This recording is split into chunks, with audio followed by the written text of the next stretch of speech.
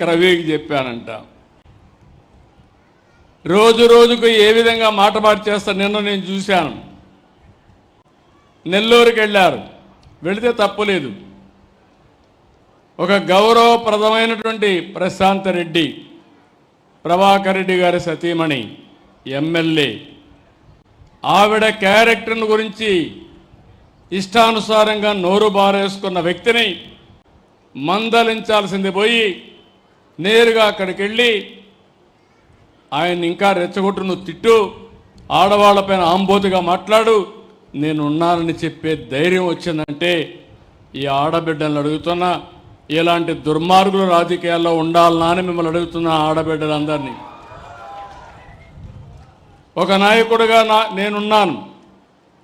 మా పార్టీలో ఎవరైనా తప్పు చేస్తే ఖండించాలి, కట్టడి చేయాలి, అవసరమైతే వాళ్ళ మీద కఠిన చర్య తీసుకోవాలి. అప్పుడే అందరూ భయపడతారు. నేను కూడా ప్రోత్సహిస్తే ఇంకా వాళ్ళకు అడ్డు ఆపు ఉండదు, ఇష్టానుసారం చేస్తారు. ఎలాంటి వ్యక్తులంటే నిన్న నెల్లూరు పోయాడు. నెల్లూరులో బంగారుపాలెం పుట్టింది, చిత్తూరు జిల్లాలో బంగారుపాలెం ఉంటుంది.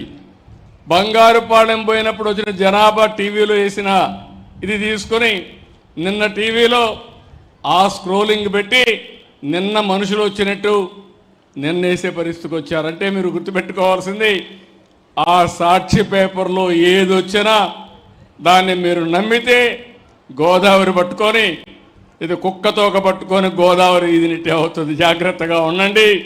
మభ్య పెడతారు, మోసం చేస్తారు, మిమ్మల్ని ముంచేసే పరిస్థితికి వస్తారు. నేను అందుకనే ఇప్పుడు చెప్తున్నా, ఏమీ బాధ లేదు. తోక తిప్పితే తోక కట్ చేస్తా, మంచిగా తిరిగితే నాకేం బాధ లేదు. మీరు పోయి చెప్పండి, నన్ను తిట్టండి, తిడితే ప్రజలకే నేను చెప్తా, ప్రజలే అర్థం చేసుకుంటారు ఎవరేం చేశారో. అట్లా కాకుండా మభ్యపెట్టి మోసం చేసి ప్రజలకు అసౌకర్యం కలిగించాలంటే సాక్ష్యాధారాలతో పెట్టుకుని, ఇప్పుడు అంతా టీవీలు వచ్చేసాయి, సీసీటీవీ కెమెరాలు పెట్టేసా, ఎవడైనా ఎక్కడైనా తోక తిప్పితే డ్రోన్ కూడా పైన తిరుగుతూ ఉంటుంది. తోక తిప్పినోడికి పోలీసు కూడా పోయే పని లేదు, నేరుగా కేసు పెట్టే పరిస్థితి వస్తుంది. అలాంటి పగడ్బందీ వ్యవస్థకి శ్రీకారం చుట్టారని మరొక్కసారి మీ అందరికీ విజ్ఞప్తి చేస్తున్నా.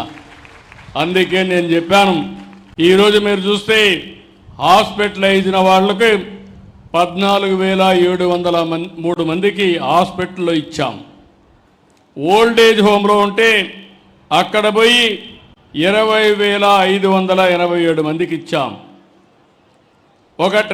ఒక సెక్రటరీ నుంచి వేరే సెక్రటరీకి వెళ్ళిపోతే అక్కడ దగ్గర 31,496 మందికి ఇచ్చాం. ఎవరైనా వికలాంగులైన విద్యార్థులు హాస్టల్లో ఉంటే వాళ్ళకి దగ్గర 3,683కి ఇచ్చాం. ఇంకో పక్కన కొంతమంది నిద్ర సెక్రటరీకి వెళ్తే అక్కడ 91,456 మందికి ఇచ్చాం.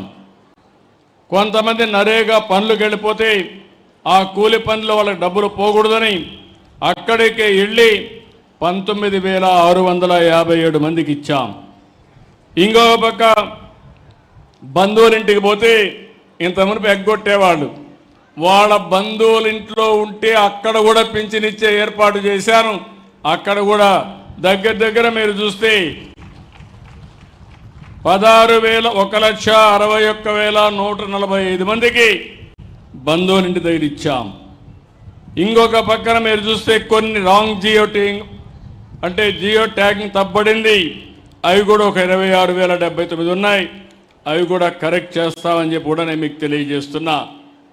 నేను ఎందుకు ఈ విషయం మీకు చెప్పానంటే, ఈ ప్రభుత్వం డబ్బులు ఇవ్వడమే కాదు, ఇచ్చిన డబ్బులకి బాధ్యతగా ప్రతి ఒక్కరికి చేర్చడానికి ఇస్తున్నానని చెప్పి కూడా నేను మీకు తెలియజేస్తున్నా. ఇంకో పక్కన మీరు ఒకసారి చూస్తే ఈ నెలలో 1,08,499 మంది వితంతువులు ఉన్నారు. వాళ్ళకి ఇవ్వాలి, ఇవ్వకుండా ఎగ్గొట్టారు. వాళ్ళందరికీ ఈ నెలలో ఇచ్చా. దీనికి 43,40,00,000 అవుతుంది.